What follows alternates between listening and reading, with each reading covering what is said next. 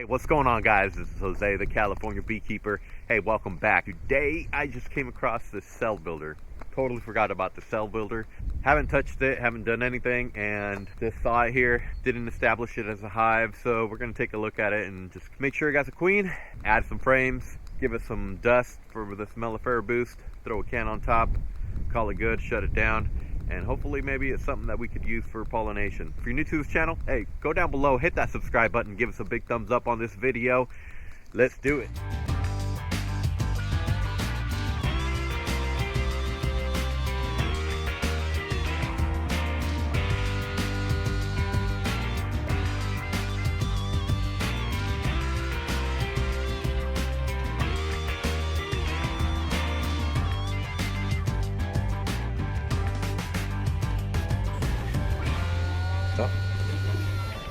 Cut. It's been sitting here since, August, July. Haven't touched it, haven't done anything, and just saw it here. Boom. It needs some frames. Totally forgot it needed frames. Let's take a look. I know I have, let's see, we have 2 frames here.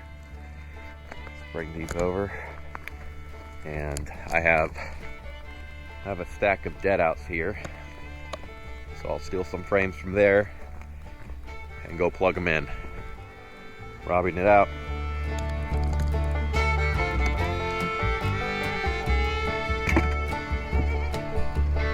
Alright, let's see.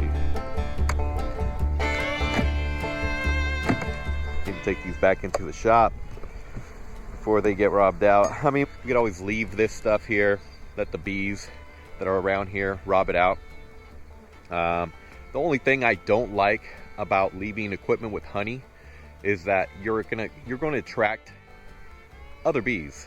I mean, there's other bees in the area, so it's pretty important that if you don't want to attract any foreign bees into your apiary, take these frames, take them back into your shop or to your freezer if you're a hobbyist or sideliner, and store them away.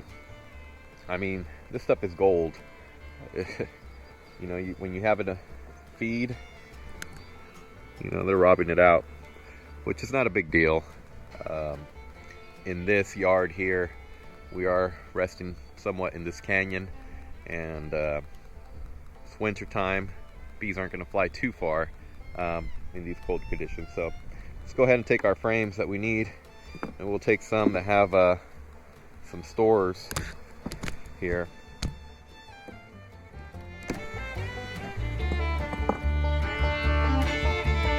Oh wow. We will close this stuff up.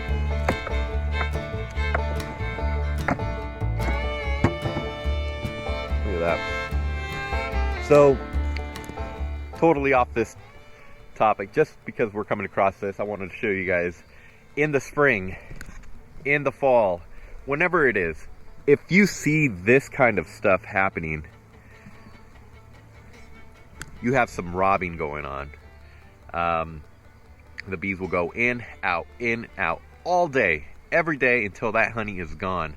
And this is signs of them exiting in and out, and there's that leftover wax from them pretty much digging into the hive, chewing away, getting it all over their bodies, exiting out, dropping it, and it gets attached to this box.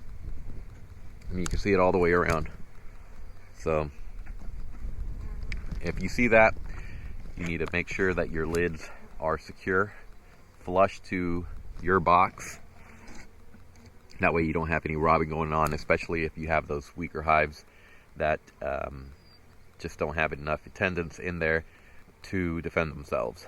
So that's just a little thing I came across, wanted to share with you guys. So yeah, let's get our frames and let's go.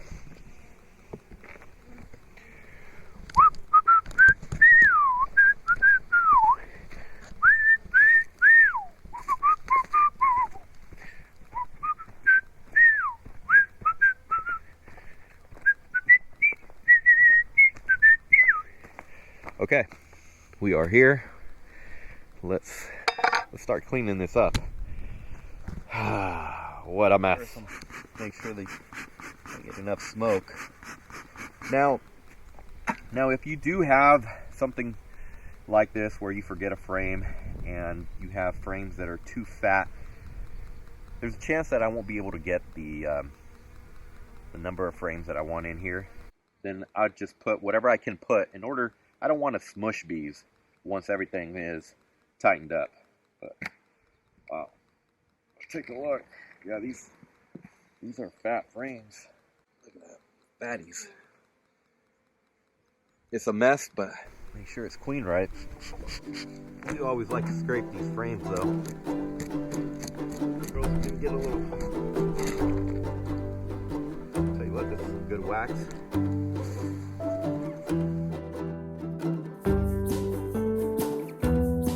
Ate up some of their spores. So what we do need to do here is definitely give a treatment for mites, the varroa mites. Not seeing them, but just because you don't see them doesn't mean they're not there. Around this time we begin to get a lot of out-of-staters started coming into California, and when you start to get out-of-staters for the almond pollination, they have different treatment schedules than we do in California. And when you start to get more and more bees flooded in the valleys or in your area, if you're in California doing pollination, you know, one thing that is pretty important is that everyone should treat some way, shape, or form. If it's, you know, if you're a hobbyist, if you're a sideliner, if you're a backyard beekeeper, if you're a commercial beekeeper, small or big, it's always important to treat. From hobbyists dusting with powdered sugar, which I've never done, not discriminating, not knocking it. It's a form of treatment for them. We like to use you know, different methods. So, but the point is, try to treat. And when you start to get all these beekeepers in an area flooded, not everyone's going to be on the same page, same treatment schedule. So as long as you keep treating when you've seen signs, or if you leave, or if you have hives like this that are unattended, it's important. Drop your mite treatment on it, and make sure that it makes it over the winter, especially around this time of season. It is November 20th. There she is. Wow.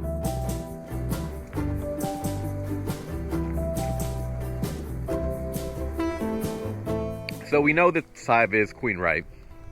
So now what we're going to do is start to put her back in. I'm going to show you how to put her in really quick. And all the frames that were in its order, leave them that way. It's very important to not disturb that brood chamber, because if you get a gap, you put it empty in between that brood chamber around this time of season, it's just going to hurt the hive. You're going to have two different small clusters rather than one strong cluster in that brood chamber. So some guys would, you know, try to put it empty right in the middle. That's great in the spring, great in the summer. Fall, winter, no, not a good idea. Don't do it. Make sure you put all your frames just like you found them, put together, and put your empties on the outside. Alright, so we'll put this frame. Where is she really quick? I always like to spot her. The reason why I like to spot her, because I like to keep her in the inside. That way when I come back with the next frame, pushing it up against this one, I don't want to smush her. So I always like to find her just to make sure, well, that I don't smush her. So saw her on that side. Bring this. Ooh, yeah, these frames are pretty fat. It's gonna be pretty difficult to get the number of frames that I want in there.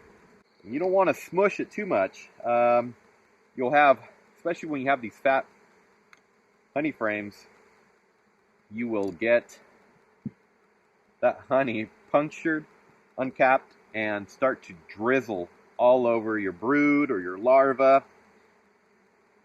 But this outside frame, very important. I want to clean it up.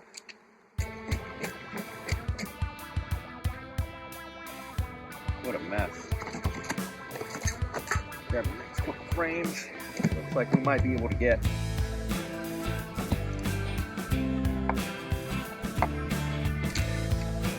that tight.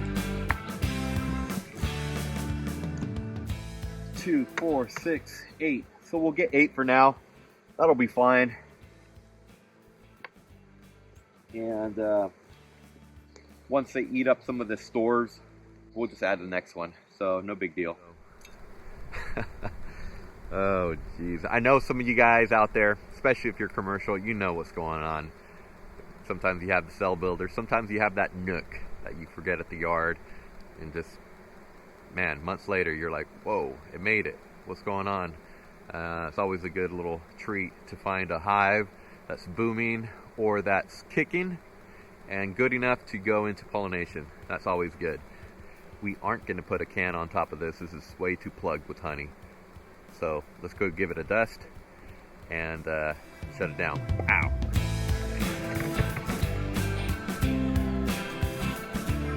And on this hive in particular, we're going to give it the therapeutic with this MelliferaBoost, just because we have not treated it since, well, since the last round when I shut it down. I gave it a treatment back in, I believe, August, late July, August. So see what is inside. I might just do a mite wash on this. I'm going to share that with you guys.